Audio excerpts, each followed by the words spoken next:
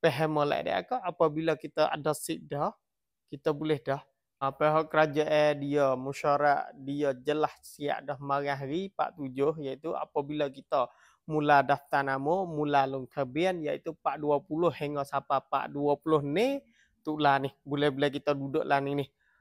Buku ni hingga sampai buku 10 malam. Dia buka long tabian. Lepas tu boleh guna duit ke saat ni apabila kita long tabian siap dah masuk dalam rebop dia dah masuk dalam program dia siap dah tu boleh guna bila duit boleh guna tepat 29 tu lah hingga sampai tepat 31 Tanwah. 2 bulan masa kita boleh guna. Tapi dia mula 40 tu lah dah.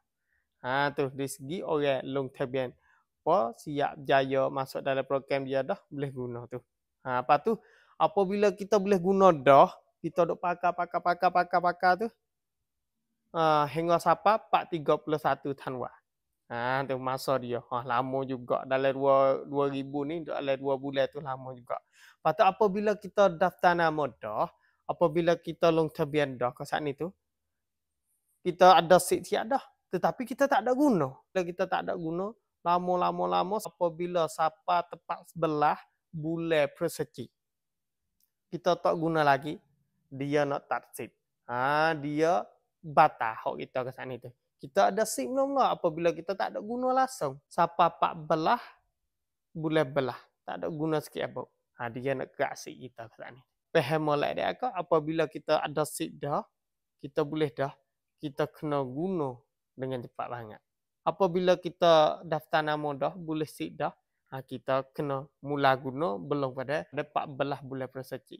Kalau masa kita daftar nama dah, long tabian dah, boleh sip dah, kita kena ada guna. Tu kalau masa kita tak guna, batal lah kita tu. Kalau masa 14 bulan belah kita tak ada guna lagi, batal. Tu harap faham belakang dah kak. Tu kita tahu dah, kita faham dah, kita pakai siapa lah. Adik kakak kita, jiran kita, keluarga kita, insya-Allah.